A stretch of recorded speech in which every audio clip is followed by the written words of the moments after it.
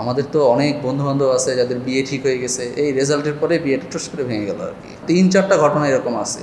সব ঠিক, বিয়ে ঠিক, বিসিএসের রেজাল্টটা দিবে, জয়নিং হবে, তারপরে তারা বিয়ে শাদিটা করবে।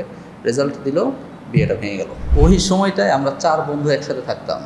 আমরা 4জনই ডাক্তার, তখন 4জনই রেসিডেন্ট ছিলাম। 2জন বঙ্গবন্ধুতে, একজন এনআইসিভিটি যেটা কার্ডিওভাস্কুলার ইনস্টিটিউট, আর আমি ঢাকা মেডিকেল কলেজে। তো যেদিন আপনার গেজেটটা পাবলিশ হয় আর কি, তো 3জনের নাম ছিল, আমার নামটা ছিল না। তো আসলে আমার প্রতিক্রিয়ার থেকে আমার বন্ধুদের প্রতিক্রিয়া ছিল দেখার মতো আর কি। তারা আনন্দ করবে না কষ্ট করবে এটাই তারা বুঝে উঠতে পারতেছিল না। তাদের বিসিএস হলো, আমার বিসিএস হলো না। 4জন একই সাথে এক বাসায়। তো এখন আমি যেটা করতে হলো আর কি, যে আনন্দ তো ওদেরকে করতে দিতে হবে, তাই নিজের কষ্টটা চেপে রাখা, ওদের সাথে ঘোরাফেরা করা। তাহলে আপনারা বুঝতেই পারতেছেন যে আসলে ওই সময়টা কেমন ছিল। তারপরে তারা সবাই চলে গেল, তারপরে আমাকে একা একা একটা বাসা দেখা লাগলো। তো আমি মোটামুটি শিওর যারা আছে সবারই একই রকম সিচুয়েশন, কারণ সবাই তো আমরা ওই সময় ব্যাচেলার, বন্ধুবান্ধবের সাথে থাকি।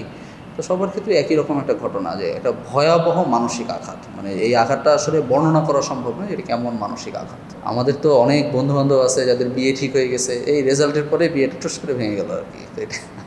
3-4টা ঘটনা এরকম আছে। সব ঠিক, বিয়ে ঠিক, বিসিএসের রেজাল্টটা দিবে, জয়নিং হবে, তারপরে তারা বিয়ে শাদিটা করবে।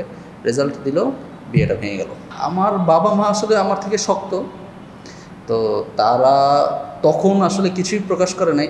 এখন তারা প্রকাশ করলো আর কি, 7 বছর পরে যখন বিসিএস হয়েছে, এই সময় তারা যে আনন্দটা প্রকাশ করলো, এটার মাধ্যমে আমি বুঝতে পারলাম যে তারা আসলে তখন কতটুকু কষ্ট পেয়েছিল।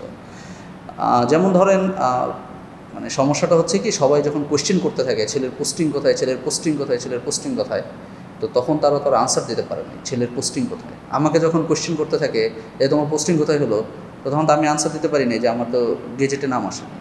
তা আসলে বিষয়টা কীরকম হয়ে যায়, কেন গেজেটে নাম আসে নাই, পুলিশ ভেরিফিকেশনে বাদ পড়ে গেছি, তার মানে কি আমি একজন ক্রিমিনাল।